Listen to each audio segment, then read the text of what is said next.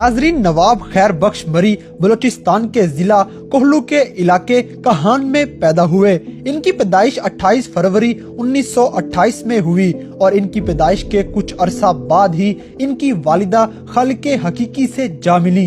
इनकी परवरिश कबीले वाले करने लगे और जैसे ही वो 4 साल की उम्र को पहुँचे, उनके वालिद सरदार मेहरुल्लाह खान भी अल्लाह को प्यारे हो गए और यूं नवाब खैर बख्श मरी यतीमी और मस्कीनी की हालत में पलने बढ़ने लगे। तो नाज़रीन, आज की इस वीडियो में आपको एक ऐसे बलोच लीडर की जिंदगी की कहानी सुनाएंगे जो न सिर्फ पाकिस्तान की आजादी और सियासत के लिए लड़ा, बल्कि बाद में बलोचियों के हक में लड़ने का आगाज भी इसी अजीम लीडर ने किया। अब खैर बख्श के छोटे होने की वजह से नवाब डोडा खान को कबीले का सरदार बना दिया गया और इब्तदाई तालीम के लिए खैर बख्श को एटिसन कॉलेज लाहौर भेज दिया गया।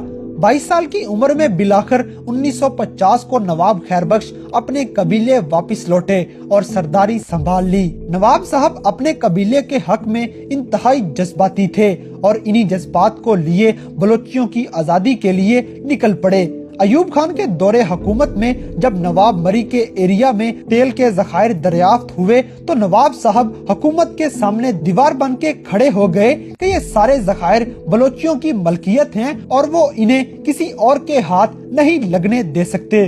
1956 में नवाब साहब ने सियासत में कदम रखा जब पाकिस्तान में मार्शल लॉ लगा हुआ था। इसी मार्शल लॉ के दौरान पाकिस्तानी फौज ऑपरेशन शुरू कर चुकी थी और तमाम बलोची कबीलों को हुक्मनामा जारी कर दिया गया कि अपने तमाम हथियार हुकूमत पाकिस्तान को जमा करवा दिए जाएं। सबने अपने अपने हथियार पेश कर दिए, मगर मरी ने ये हुक्म मानने की बजाय अपने सारे हथियार टुकड़े टुकड़े कर दिए। नाजरीन, नवाब मरी 1956, 1962 और 1970 के इलेक्शंस में नेशनल असेंबली के रुकन बनते रहे। 1962 में जब शेरू मरी ने अपने साथियों के साथ पाकिस्तान के खिलाफ गुरीला वार शुरू की तो नवाब खैर बख्श मरी ने उनको सपोर्ट किया और जब 1973 में जुल्फकार अली भुट्टो ने बलूचिस्तान के हुकूमती इक्तदार में ताखीर की और मिलिट्री ऑपरेशन शुरू किए तो नवाब मरी ने फौज के खिलाफ हथियार उठा लिए और यूं बलूचिस्तान की आजादी की तहरीकें चलना शुरू हो गयीं। इन तहरीकों के चलते ही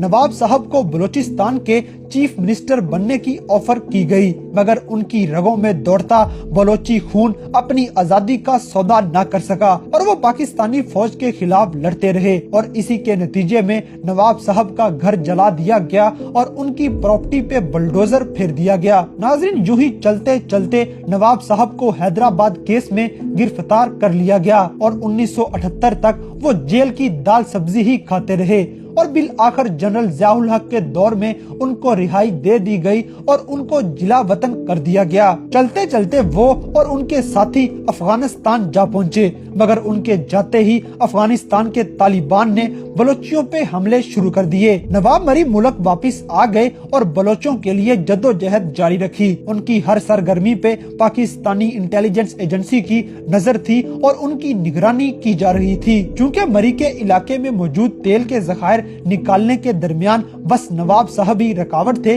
इसलिए उन्हें और उनके 150 साथियों को सन 2000 में जस्टिस नवाज मरी कत्ल केस में गिरफ्तार कर लिया गया।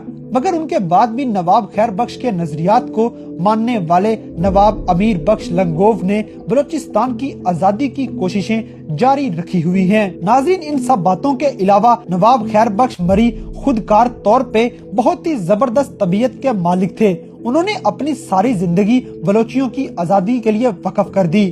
उनका रोब और दबदबा उनकी जवानी से ही हर तरफ फैलता चला गया। उनकी बात में इस कदर असर और रसूख होता था कि उनके अल्फाज को हरफे आखिर मान लिया जाता था। वो अपने लोगों के लिए इंतहाई हमदर्द और इंसाफ पसंद थे, मगर हुकूमत के साथ कुछ नागवार ताल्लुकात की वजह से उनको जिंदगी में हमेशा मुश्किलात का सामना ही होता रहा।